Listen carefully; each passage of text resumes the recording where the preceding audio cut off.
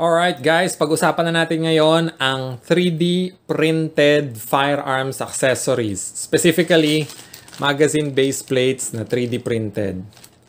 So, just to give you a background kung ano tong issue na to before we open this. Para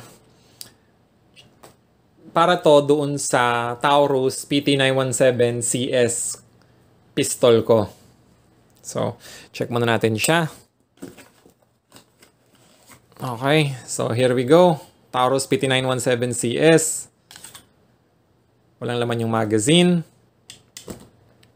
Safety check. So you can see, no rounds. Nilagyan ko lang ng tape para hindi kita yung serial number.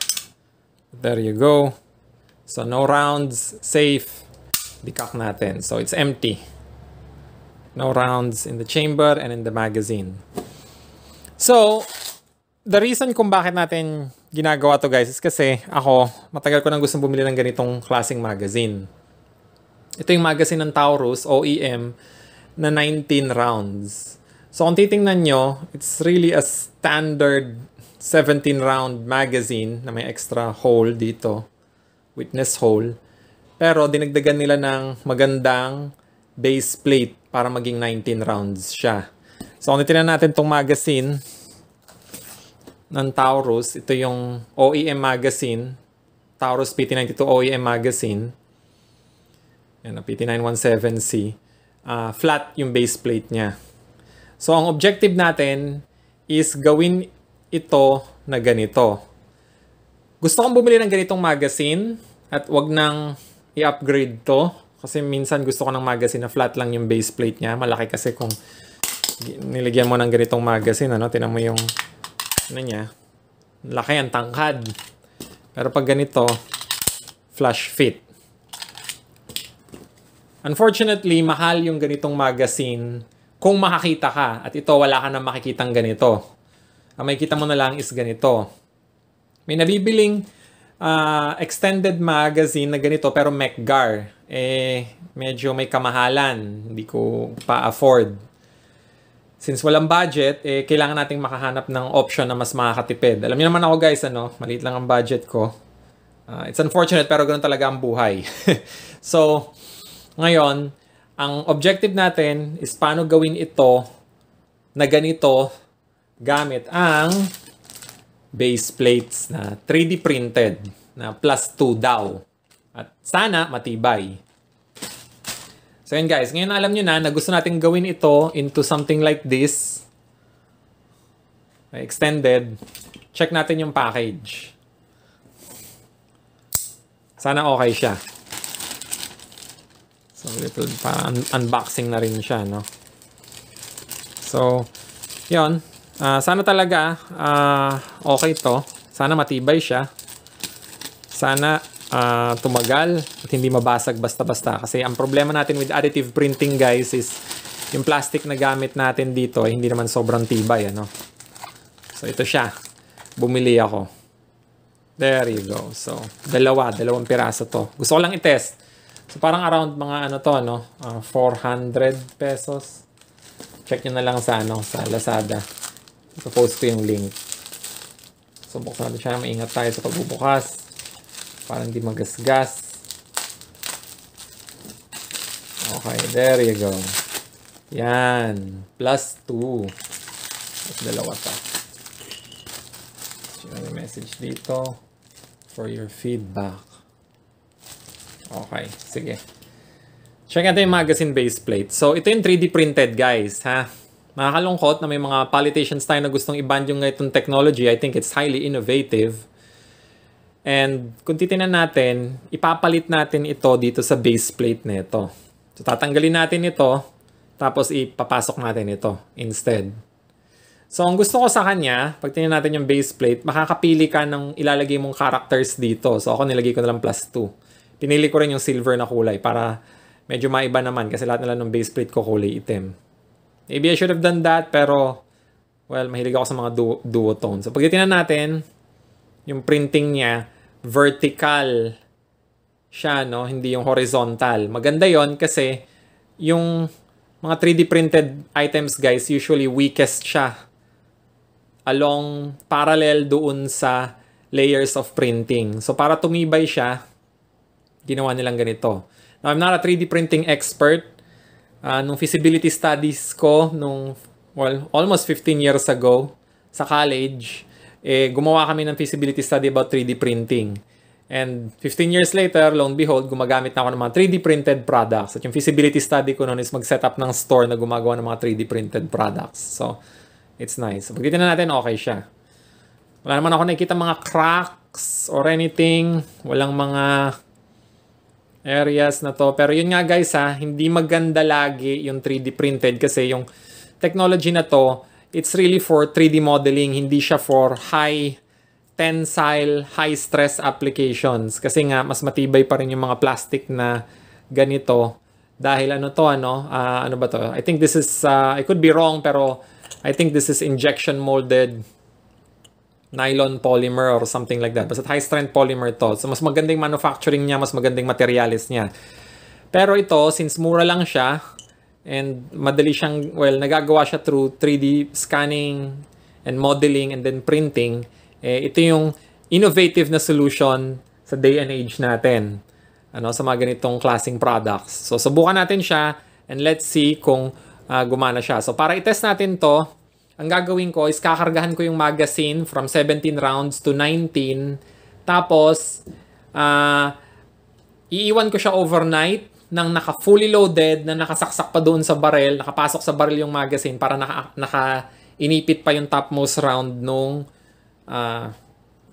nung slide para makita natin talaga kung kaya niyang i-withstand yung pressure. Pag tumagal naman siya ng tingin ko isang gabi, okay na yon, nang hindi nagka-crack to. Kasi may mga nakikita na akong ganito guys, gumagawa sila ng base plate na 3D printed pero nagka-crack at nasisira siya kasi hindi kaya nung base plate yung tension na nakikreate. Kasi pag pinuno mo ang magazine, yung spring nako-compress dito tapos tumutulak yon against the base plate. So medyo matinding force din yon So tingnan natin kung tatagal siya. And yun nga, hopefully gumana. Pero, mas madali talagang solusyon yung bumili ka na lang ng magazine. Pero since wala tayong budget, subukan natin to. So, there you go. So, lalagyan natin siya ng bullets. Meron tayong bala. Ayan, konti lang naman yung bala. Tapos, karga natin dyan. Okay, so disassembly muna. So, there you go. First off, check natin tong magazine. Ito, lalagay ko muna dito. Kasi hindi naman ito yung magazine na i-modify natin. So, ito na tayo ngayon. Magazine. So, tanggalin natin ngayon tong base plate niya. Meron tayong Glock punch. Wala naman akong Glock. Pero, yung nakita kong tool. So, pag ganyan na siya, click mo na lang. Tapos, slide natin siya.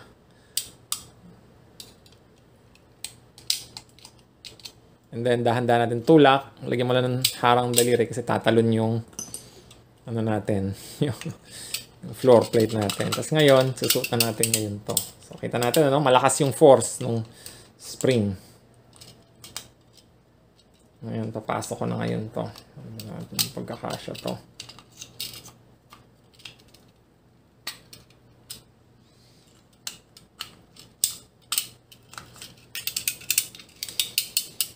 So, medyo mahirap siya kasi hindi ko kita yung plate.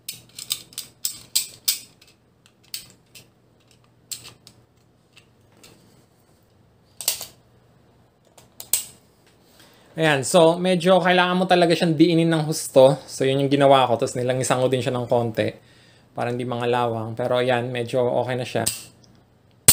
And click. Yan. Pasok. Oof, pinagpawisan yung kamay ko doon So anyway, there you go guys. Meron ka ng +2 na base plate ngayon. So nakalock na siya. Kung gusto mong tanggalin, gamitan mo lang ng punch. Center ko lang ng konti yung niya, yung lock niya. There you go. So ito, extra part na lang to. Tago ko na. So there you go. Ito na siya. So far, so good. Mukhang flush fit. Mukhang hindi naman siya matatanggal ng basta-basta. Pag pinilit mo siyang tanggalin, yun lang nga, ganyan siya. Medyo hindi yata tama yung yung alignment. Ayan, nag-click. Pag nag-click na siya, mukhang okay naman. Not sure kung tatanggal pa rin siya, no? So, let's see kung pwede nating itulak ito. Pero tinatangay talaga niya yung yung base plate pag nahulog. So pag nahulog yung magazine mo ng una ito, pwedeng matanggal siya ng ganyan. Pero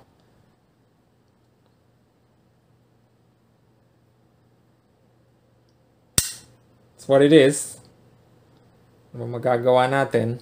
So there you go. Test natin.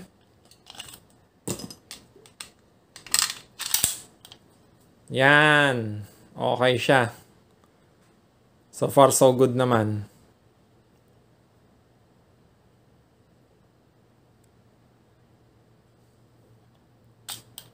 Pero yun nga, nag-i-slide off siya. Tingnan ko kung may magagawa ko dito, guys. Ha? Baka tingin ko kailangan natin baliktarin yung face nung niya. Nung ito.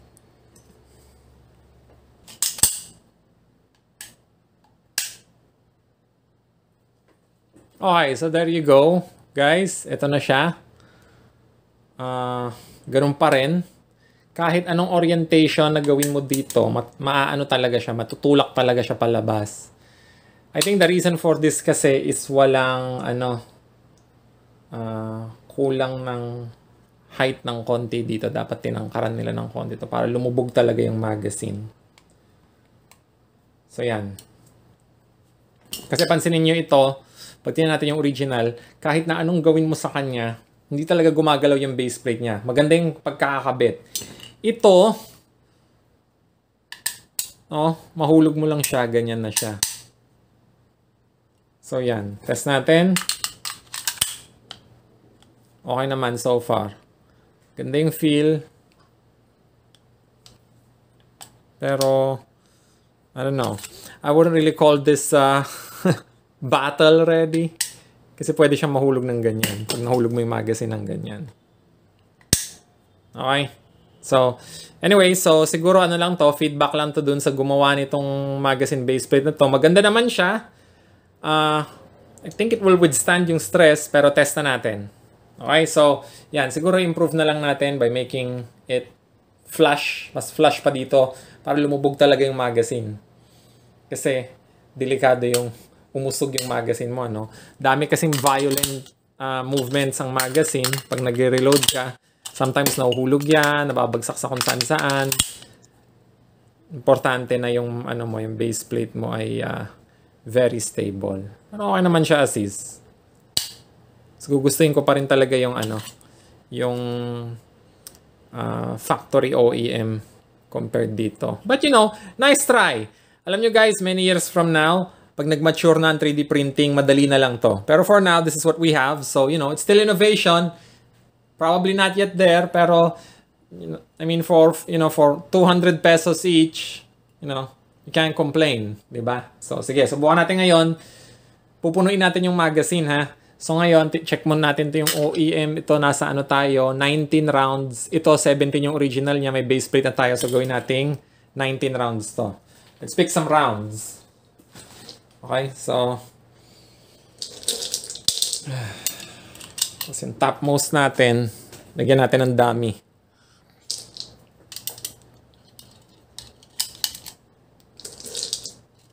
So ito, habang nagkakarga tayo ng bala, I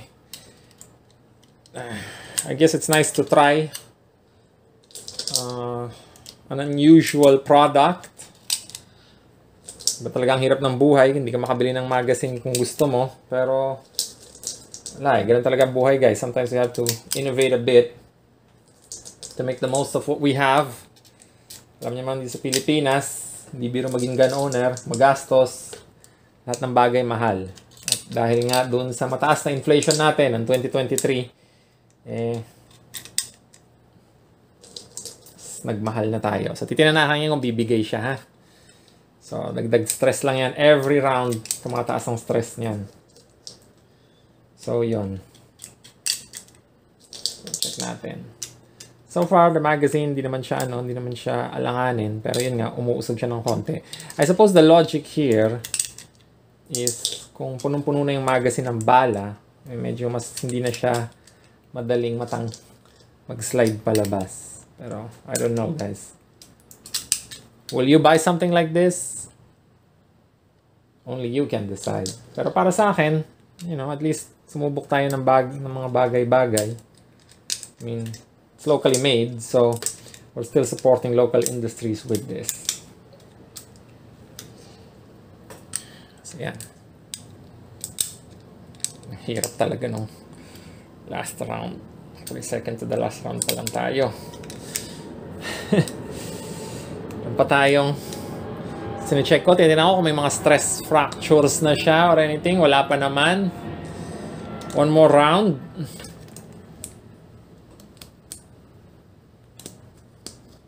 And there you have it. 19 rounds.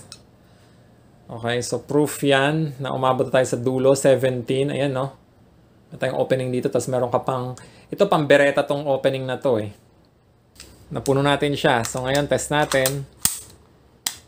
Okay. Yep. So far, so good. Hindi siya nag-crack or anything.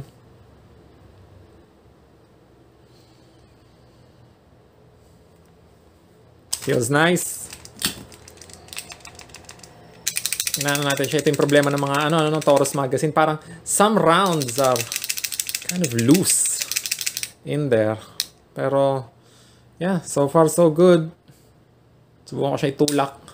Ganun pa rin yung sakit niya. Umuusog pa rin siya dahan-dahan. Ayan, no? Kita ng opening dyan. I-slide mo naman siya. Bumabalik naman.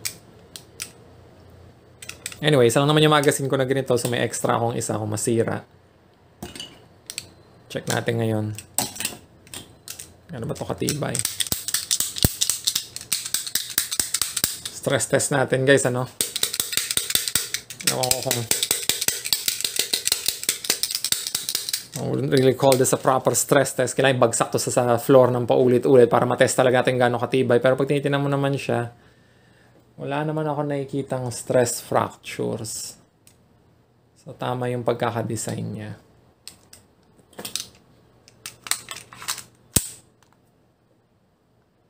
There you go, guys. 19 rounds. So, hindi ko na-charge ito dahil or ikakasa kasi gusto natin na puno yung magazine. Iiwan ko ito ng overnight. Tingnan natin kung overtime bibigay itong base plate. Kasi under tremendous amounts of stress ito ngayon, eh. So, stress siya. Di siya gaya nitong OEM na maganda. Design talaga siya dito. Ito medyo siguro kailangan pa niya ng lock dito or new design modification para hindi siya umusog. But as it is, you know, ayan, no, tatanggal siya. Pwede mong iusog palabas. Pero okay naman siya. So as it is, you know, I'm okay with it. It's not the best solution there is. Tama talaga bumili ka ng magazine. But an extra base plate like this wouldn't be so bad, I guess. Kung gusto mo talaga ng maayos na you know, upgrade. Pag natin ikasa minsan. Check natin. Dami round. So far, so good. Nag-feed naman siya ng maayos. Still rattling. Traction. Okay naman. Live round in. So, wala namang problema. Remove the magazine. There you go. So anyway, check natin ulit for safety. No rounds. And there you go. So, yan. So, kung feel nyo guys na gusto nyo ng ganitong upgrade, no? Binili ko ito sa, sa Lazada. Okay, from Aryan Studios, 3D printing startup, small shop. Looks good. Not the best solution there is. Umuusog siya palabas. But I suppose, kung gusto mo ng upgrade for 200 pesos sa magazines mo, you know, you couldn't really go too bad with it. Pero I still recommend that you buy a proper OEM factory extended magazine. Alright, pero kung wala kang budget, gaya ko, na taghirap, it wouldn't be a bad thing. I suppose na ito yung malapit mo na solution dito. So there you go. I will now leave this on for 24 hours and if hindi siya nasira, edi bigyan na natin to ng pasang-awa na grade kasi I suppose it still works pa naman. Di ko pa natatry to sa range. Mas maganda talaga kung i-test natin to sa range pero we don't have the budget to do that right now. Comelec gun ban din so hindi tayo pwedeng lumabas. Pambira talagang Comelec gun ban yan. So, iwan na natin 24 hours and if it works, it doesn't crack, it doesn't break, it doesn't snap off, okay na yun. Okay? So, yun lang yung masasabi ko dito sa na to, sa exercise na to. As you know, ako guys, I'm all into budget solutions na reliable naman, hindi sirain, gumagana ng maayos. Pero, sometimes talaga guys, kung taghirap, kailangan natin mag-improvise kahit paano. And it's good to know na ang 3D printing, umabot na siya dito sa level na kaya nating mag-produce ng mga ganito. So guys, lagpas 1 linggo na since in-install natin yung base plate na to. Itong 3D printed base plate dito sa Taurus PT92 na magazine, pero yung pistol na to ay Taurus PT917CS. So, pag titignan natin yung magazine, ayan nakalagay dito, PT92. Ngayon, fully loaded siya ng lagpas 1 linggo na, and so far, okay naman yung magazine. Wala tayong nakikitang mga fractures or stress marks or anything. Yung pagkaka 3D print sa kanya ay maganda naman. So, ngayon, ang susunod natin gagawin is iano na natin to, i-test na natin ito sa drop test. So, ihuhulog na natin to sa sahig. So, safety check muna tayo. Hindi natin ihuhulog kasama yung firearm. Ihuhulog lang natin yung magazine. To test natin kung gaano katibay ito. Now, bago tayo magsimula, important lang na ino-note natin na, guys, pag meron kayong ammunition at meron kayong mga magazine na may ammunition, huwag niyong ihulog sa sahig, ha? Gagawin lang natin to test yung durability nitong base plate na to because this is really the only way to simulate the live weight nung magazine na fully loaded. And before, yung mga iba dyan ay magsasabi na, ay, napakadelikado niyan, baka pumutok yung bala, dali hulog mo sa higa. Hindi po ganun yon, ha? Ang bala na gamit natin, ito, for example, 9mm live ammunition ito, napaka-safe po nito. Para pumutok yan, kailangan mong tamaan ng malakas talaga yung primer para ma-UP yan. Pag hinulog mo ito sa sahig at hindi naman tinamaan yung primer o hindi naman na-UP yung primer na yan, hindi yan puputok. Pwera na lang pag sinunog mo siya. So, safe yon.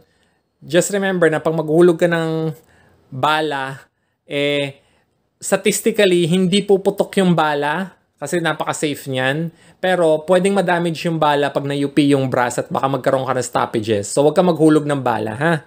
Kasi pag ginarga mo ang bala na UP yung or gas yung basyo, pwedeng maging cause ng stoppages yon. Pero statistically, hindi naman puputok yan dahil napaka-safe ng bala. Pag ang bala ay napaka-unstable, malamang hindi natin gagamitin yan sa maraming applications or sa mga competition dahil baka pumutok habang ginagamit mo or dinadala mo. Hindi naman nangyayari yon. Napaka-unlikely na mangyari yon. So, wag tamaan yung primer, ha, para hindi siya pumutok. Ngayon, pag hinulog natin itong magazine, yung mga primers naman ng mga bala, protected naman lahat yan. Kasi tago siya doon sa magazine body. At wala naman tayong sharp objects doon na pwedeng humampas doon sa primer. So yan guys, ha. As sinasabi ko lang, mag-ingat tayo. Huwag tayong maglaro ng bala or ng magazine na may bala. Huwag natin silang ihagis. Pero dahil dito sa product na to, kailangan natin siyang i-test kung gaano siya ka-effective. So here we go. I-test na natin. And sana ay hindi siya masira. So let's check it out. So, yan na siya guys. Ito na yung unloaded na magazine. we're going to simulate normal use by dropping it at a height of siguro mga around 5 feet and a little bit more than that para ma-check natin kung hindi mababasag yung base plate. At try lang natin siya sa wooden floor. Gusto kong subukan sa semento, which is probably kung saan babagsak yung mga magazines ng karamihan natin, pero wala akong wala akong extra magazine in case na mayupito at masira, kasi pwedeng mangyari yon kung hinulog mo na medyo mataas at fully loaded yung magazine, lalo na pag tumama yung feed lips. Pero susubukan natin at the very least sa wooden floor, ha, para makita natin kung kakayanin niya. Subukan natin 3 times. So 5 feet, ha. Tataas ko lang siya kasi mababa lang yung camera. Camera is around 3, almost 4 feet lang from the ground. Okay? So far, so good. First drop. Sideways yon. Subukan natin ulit.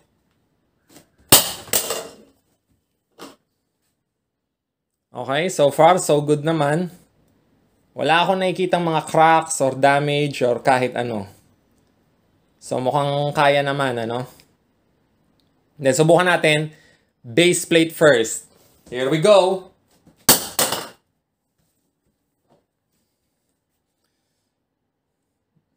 Okay. So medyo may tayo, gas ng konti dito from impact. At pag titingnan natin yung magazine, hindi siya nagpo-focus, ano. So far, okay naman. Wala naman ako nakikitang damage. Yun napansin ko, umusog siya ng konti dito. Ayan, no. Umusog siya ng konti. So tulak lang natin ng konti. Okay na yan. Kaya pala mag-focus yung camera. Yon. Okay. So ngayon, susubukan na natin anong mangyayari pag fully loaded. Pero pag empty, kaya niya, no? Kaya niyang i-survive. So medyo matibay naman yung plastic. Hindi naman sobrang karupukan. Ngayon, subukan natin anong mangyayari pag fully loaded yung magazine at nahulog siya. Alright, sige. Okay guys, so here we go. Fully loaded na yung magazine, 19 rounds. At alam mong 19 rounds siya kasi kita mo sa 17 na may primer ka pa. Tapos at the lower part, meron ka pa dito nakikitang rounds, ano, sa heel catch niya. So, magazine heel catch niya sa mga ibang models ng Beretta. Pero hindi naman niya ginagamit ng Taurus PT92. So, kita mo na 19 rounds talaga to. So, ngayon, titinan na natin kung mababasag ba siya pag hinulog natin ng fully loaded yung magazine sa wooden floor. So, hindi natin gagawin to ulit sa concrete kasi masyado nang magagasgas yung magazine and mahalang magazines, guys. Ayoko masira tong magazine ko. Mayupi at magasgas. Pero sige, subukan natin at the very least sa wooden floor para makita natin kung talagang matibay siya. So, fully loaded, 19 rounds. Okay, so far so good. Walang problema. Nandun pa rin yung issue dun dati na nag-rattle yung rounds dun sa magazine, pero so far okay naman. Next time, opposite side naman. Drop. So, there you go. Okay naman siya. Wala akong nakikitang kahit anong mga issues. So far, ano. Walang mga cracks. Anything. So ngayon, susubukan ko na siyang ihulog ngayon gamit yung ito. Base plate first.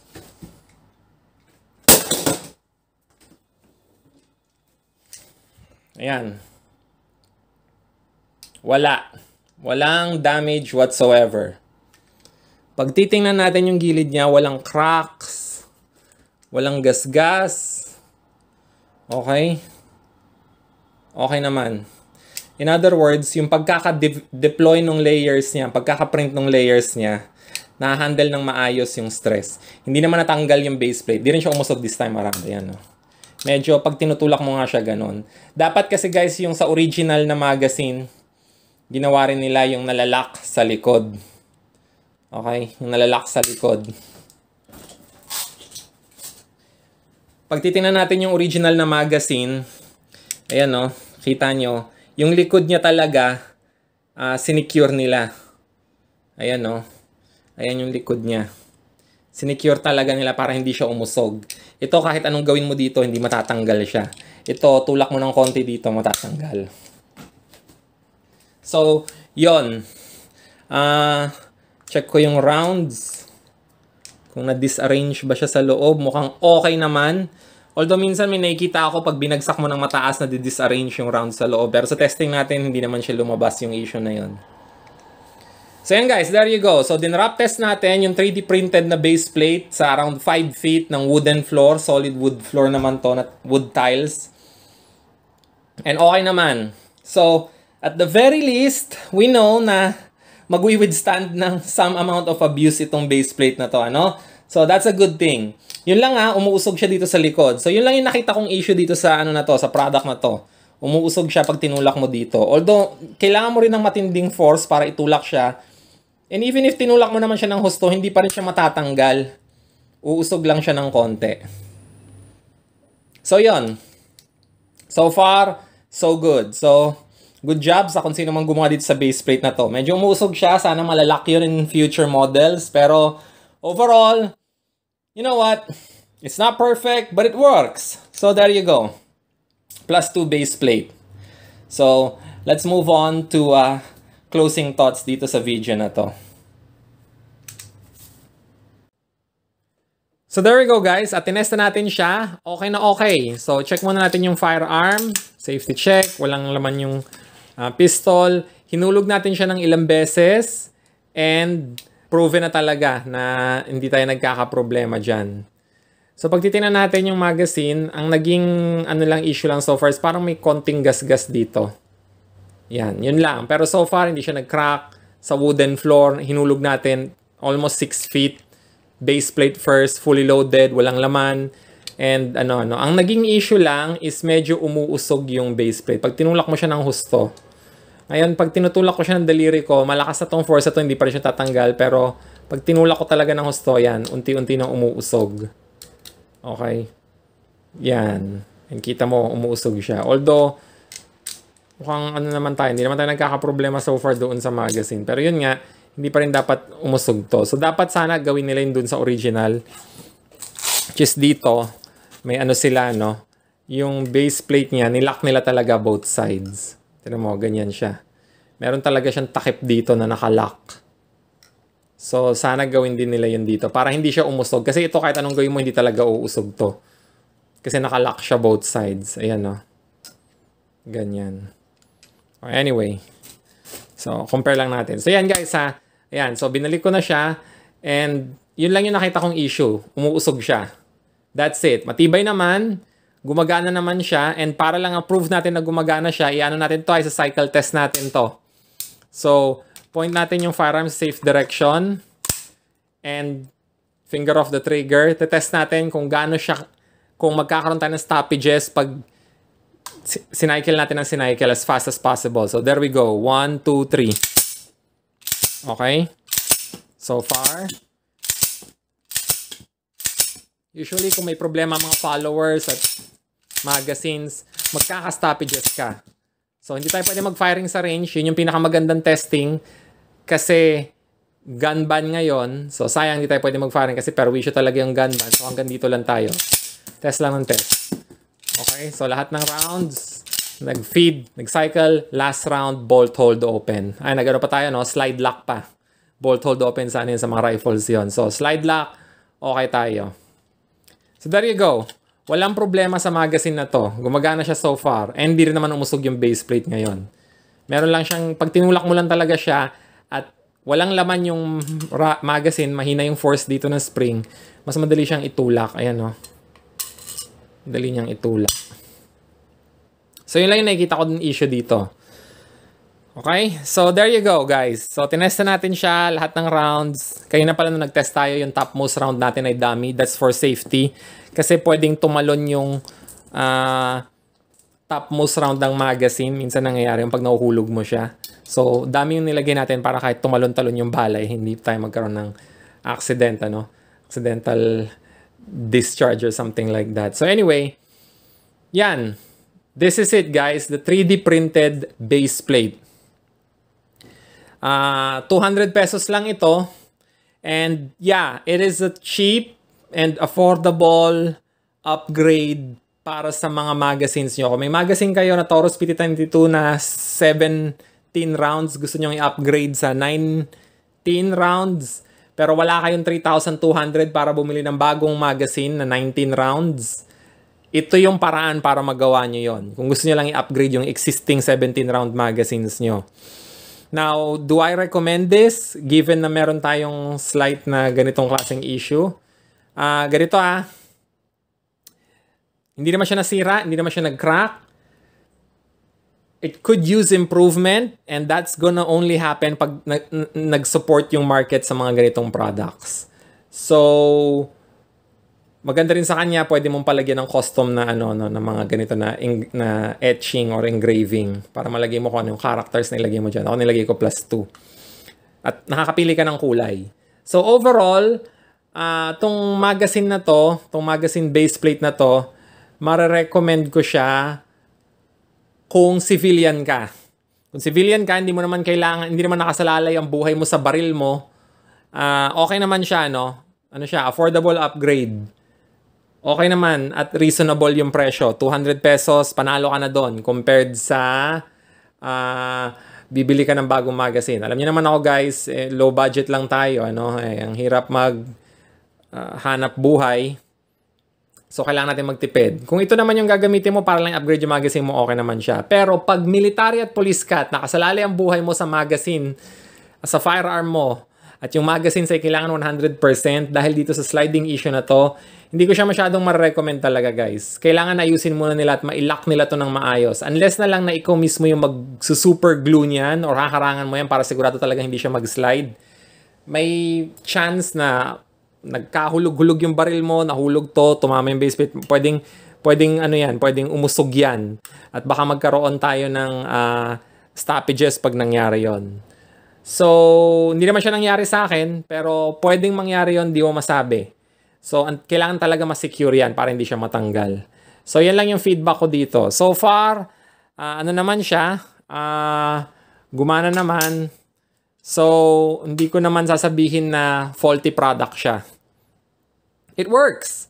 And for 200 pesos, guys, you get what you pay for. So, okay naman. Okay naman. So, yeah.